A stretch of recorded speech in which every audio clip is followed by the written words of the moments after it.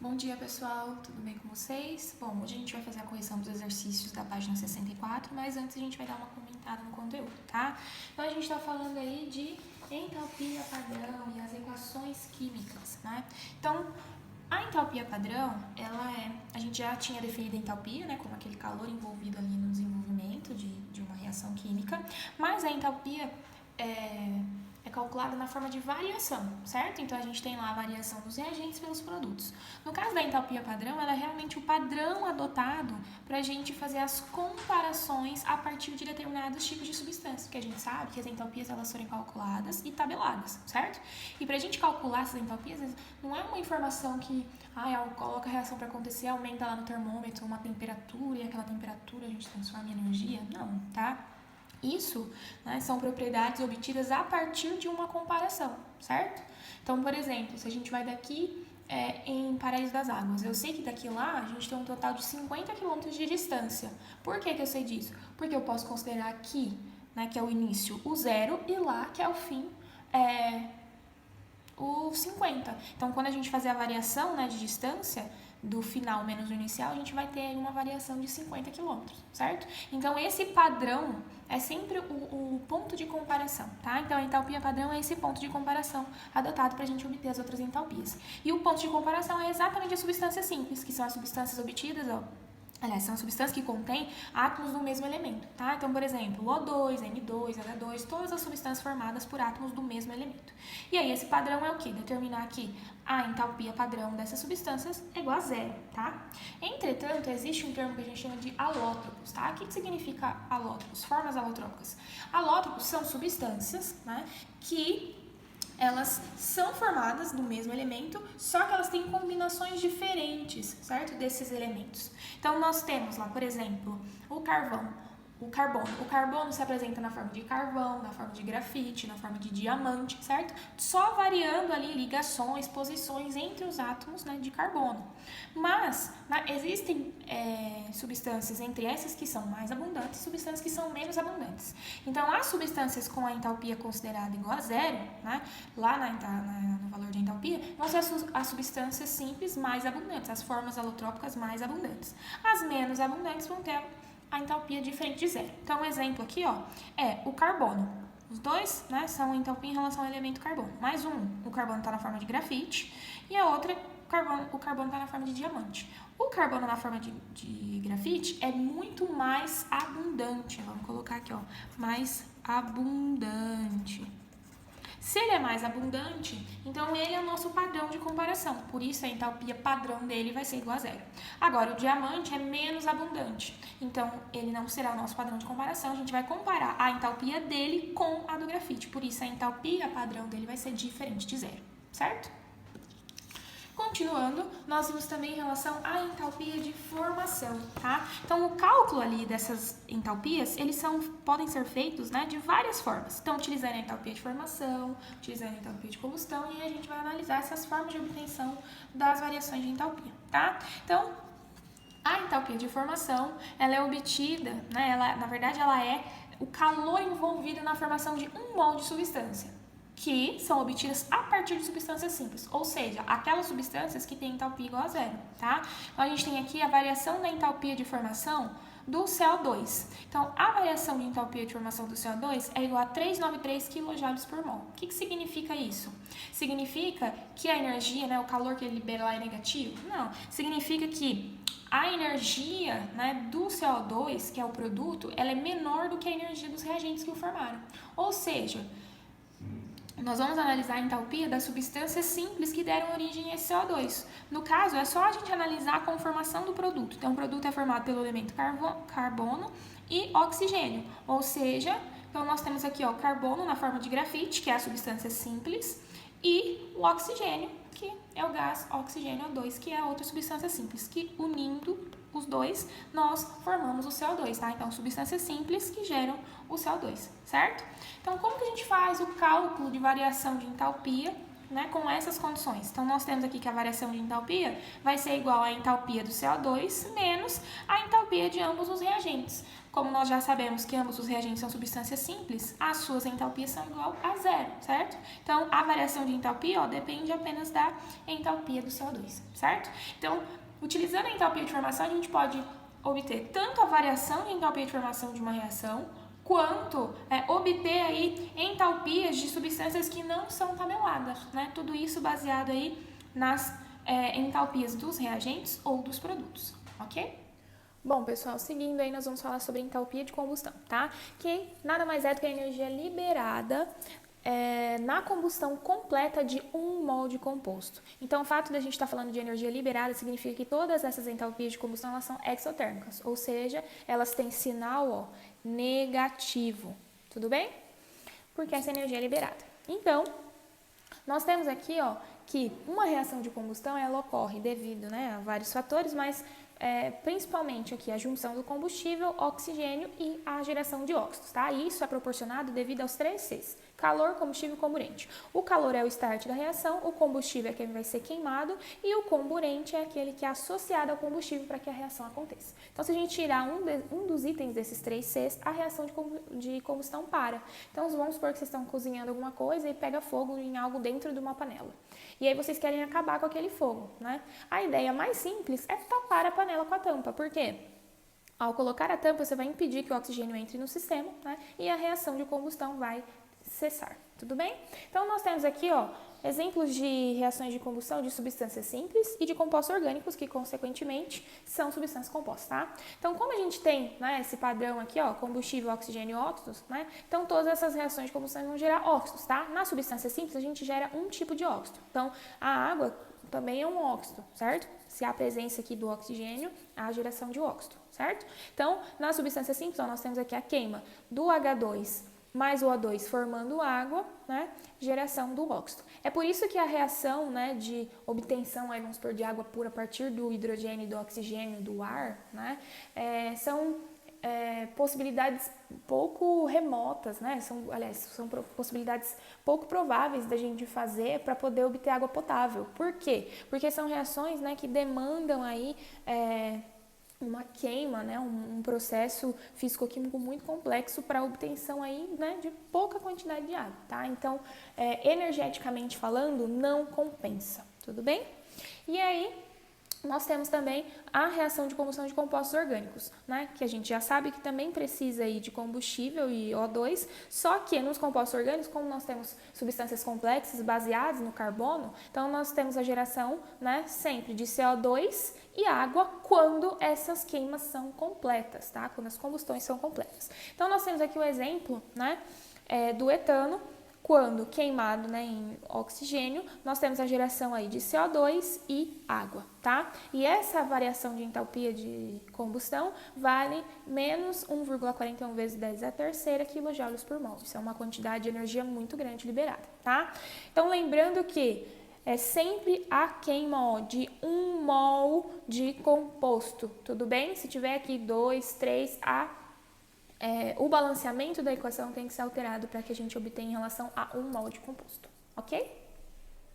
Bom, pessoal, e para finalizar essa parte, nós temos aí a energia de ligação ou calor de ligação, tá? Então, a energia de ligação, ela é a energia necessária para romper 1 mol de ligações da substância em estado gasoso, certo? Então, por exemplo, no rompimento aí de 1 mol de ligações de hidrogênio, nós temos aí a energia necessária de 431 kJ, ou seja, após isso, a formação, então, dos hidrogênios separados, tá?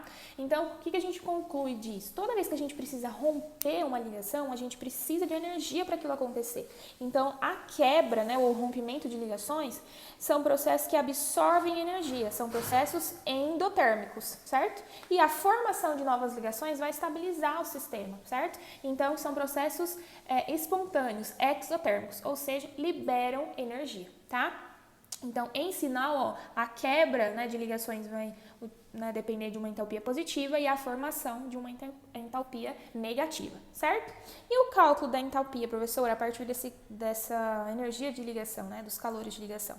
Então, o cálculo ele é baseado basicamente nisso. Então, a variação da entalpia, né, vai depender aí da entalpia das ligações rompidas mais a entalpia das ligações formadas. Mas, professora, não era produto menos reagente? Né? Continua baseado nisso, tá? Mas isso aqui, ó, facilita a vida de vocês. Então, vamos supor que a gente tem aqui a entalpia, né? Aliás, que é calcular a variação da entalpia da queima aí do hidrogênio com oxigênio para a formação de água, tá? Lembra-se sempre que a gente está partindo aí do rompimento de 1 mol de ligações da substância do estado gasoso. Então, aqui, ó, a gente tem que se basear em 1 mol. Se a gente fosse seguir o balanceamento comum, a gente dobraria, né, as quantidades presentes aqui, basicamente, e não estaríamos falando da queima de 1 mol, tá? Então, a gente tem que tratar da queima de 1 mol do combustível, que no caso aqui é o hidrogênio. Lembrando que o oxigênio, né, é sempre comburente, certo? Então, lá no livro de vocês tem uma tabelinha que deixa isso bem claro, ó. Então, nós temos aqui, né, essa reação, que é a mesma que eu apresentei ali para vocês, e aí como que fica o cálculo, né, da entalpia, da variação de entalpia. Então, vai ser lá a somatória das entalpias das ligações rompidas, mais a entalpia das ligações formadas, certo? Então, nós temos ali, ó, que avaliar na tabela as energias, né, as entalpias das ligações envolvidas, né, que serão rompidas. Então, quem que vai ser rompido? Lá dos reagentes, do H2 e do O2. Então, a entalpia de quebra, né, da ligação do H2 é 435,6. Então, a gente vai utilizar ela lá no nosso cálculo. Mas, né, a entalpia de quebra de ligação de O2. Do O2 é 493, mas lá na reação a gente só tem metade de O2. Então, a energia necessária vai ser metade disso também, certo? Então, metade de 493,2 vai dar 246,6, certo? Mas as ligações formadas, né? Só que aqui, ó, a gente não tem uma tabela de rompimento das energias necessárias para o rompimento. Então, lá na ligação formada, o valor, né, da energia das nossas ligações vão ser negativos, certo? Então, sempre lá nas rompidas vai ser positivo e nas formadas vai ser negativo, tá? No caso aqui, ó, as ligações formadas, né, como a molécula é de água, tem uma ligação OH e outra ligação OH, mesmo que o oxigênio seja o mesmo, tá? Então, nós temos aí, ó, 2 mols, né, de HO, de ligação HO. E olhando aqui, ó, nós vemos que 1 mol é 462, então 2 dá 924, certo? Então, sendo esse positivo e esse negativo, né, o saldo que a gente vai ter é uma variação de energia de 242,4 kJ por mol de energia liberada. Ou seja, qual é o sinal dessa energia aqui? Negativo, tá? É claro que isso vai ser negativo, porque a gente já viu que esse número maior, né, era negativo e esse menor era o positivo. Certo, pessoal? Sendo assim, vamos partir então para a resolução aí dos exercícios da página 64, tá? Então, o exercício 17 fala o seguinte: do conjunto de substâncias, água no estado líquido, oxigênio no estado gasoso, diamante, grafita e nitrogênio gasoso, indique quais devem ter entalpia de formação padrão igual a 0. Tá? Então, a pergunta é, quem dessas substâncias terão entalpia padrão igual a 0, certo? E a resposta é simples, certo? Basicamente simples. As substâncias simples, né, contêm entalpia padrão igual a 0. Então, a gente já elimina aqui, ó, a água, porque é uma substância composta. Lembrando que substância simples é formada de um único tipo de elemento, certo? A água é formada por átomos do elemento hidrogênio e oxigênio, então ela é composta, tá? Então, a água não entra. Então, quais serão as substâncias, né? Então, aqui nós já podemos classificar o oxigênio e o nitrogênio, certo? E o diamante, tanto o carbono na forma de diamante quanto o carbono na forma de grafita são substâncias simples, professores, são formados do mesmo elemento. Sim, só que nós vimos lá que as formas alotrópicas, né, mais estáveis vão receber aí a entalpia de formação padrão igual a 0, elas vão ser o padrão de comparação, tá? Então, neste caso aqui, entre o carbono na forma de diamante e o carbono na forma de grafita, o mais estável é na forma de grafita, tá? Então, são essas 3 substâncias que receberão entalpia padrão igual a 0, certo? No exercício 18, nós já temos o seguinte, ele fala, né, em relação aí à representação por equação. No exercício 18, nós temos o seguinte: escreva a equação que representa as seguintes transformações, indicando o seu respectivo ΔH de formação, tá? Então, nós temos aí a formação da amônia a partir dos gases nitrogênio e hidrogênio, que libera 46,1 kJ para 17 gramas de amônia formada, tá? Então, nós temos aqui que representar essa equação de entalpia, certo? Onde nós temos aqui a liberação libera 46,1 kJ, tá? Então, a primeira coisa que a gente tem que fazer é representar essa equação química na forma aí das suas substâncias presentes. Então, essa equação química vai assumir esse formato. O nitrogênio, né, ele é encontrado na natureza na forma de N2, certo? Que é a substância simples do nitrogênio. O hidrogênio já vai ser o H2, tá? E a amônia é o NH3. Agora, o que a gente precisa fazer? A gente precisa balancear essa equação, certo? Balanceá-la é colocar aí as quantidades de elementos iguais, tanto nos reagentes quanto nos produtos, certo? Então, aqui, ó, nós temos 2 nitrogênios, aqui eu também tenho que ter 2 nitrogênios, certo? Então, eu vou dobrar essa quantidade. E aqui eu tenho aqui eu tenho 2 hidrogênios e aqui eu tenho 2 vezes 3, 6 hidrogênios. Então, para aparecer 6 hidrogênios aqui, eu preciso multiplicar isso aqui também por 3, certo? Esse seria o balanceamento mais lógico que a gente segue. Só que ele está falando o quê? Ele está falando na formação, ó, de 17 gramas de amônia, tá?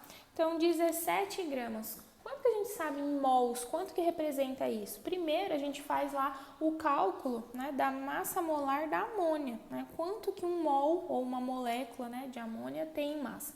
Então, um mol de amônia, ele vai ser aí, obtido a partir da somatória das massas, né, dos elementos envolvidos na substância, que no caso são nitrogênio, né, e hidrogênio, que está aqui no começo da tabela, tá? Então, o hidrogênio, ó, ele tem massa aproximadamente 1 e o nitrogênio, ele já tem massa 14, certo? Se nós temos, né, em uma molécula aqui, 1 nitrogênio e 3 hidrogênios, então nós vamos somar aí 14. Vamos fazer um adendo aqui, ó.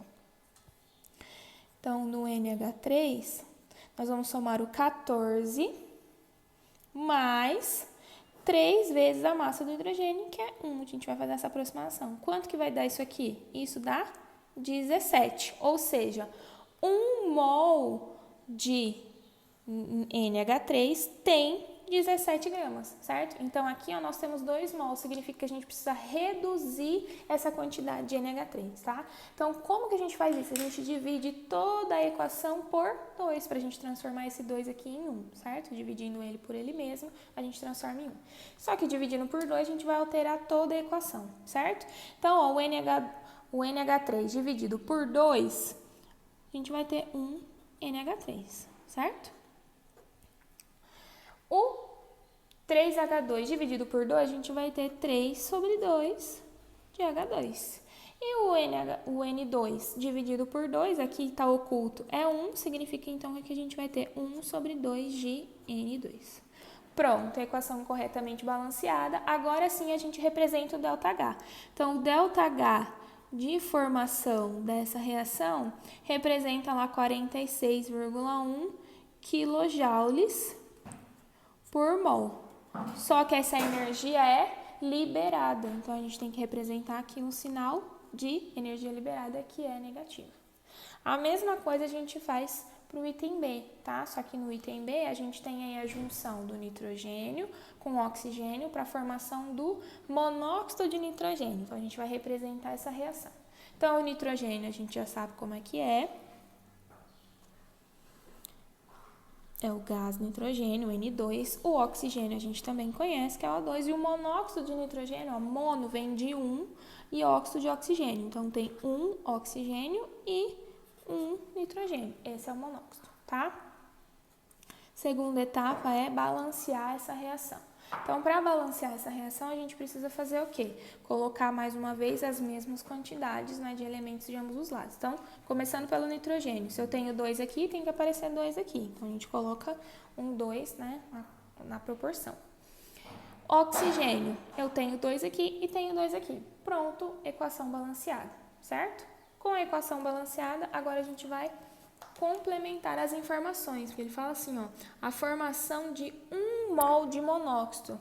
Infelizmente, né, nesse balanceamento, a gente formou quantos mols de monóxido? 2 mols, certo? E não é isso que o exercício está pedindo, ele está pedindo para 1 mol. Então, mais uma vez, a gente vai dividir esse balanceamento por 2, certo?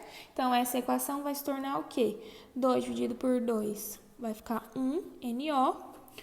1 oculto dividido por 2 fica 1 sobre 2 de O2. E 1 oculto dividido por 2 vai ficar 1 sobre 2 de N2. Certo?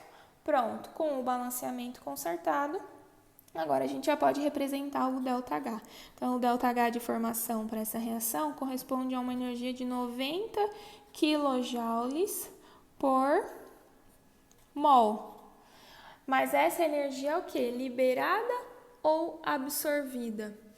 Essa energia está falando que é consumida, certo? Se ela é consumida, ela é absorvida. Então, ela é uma energia do tipo positiva.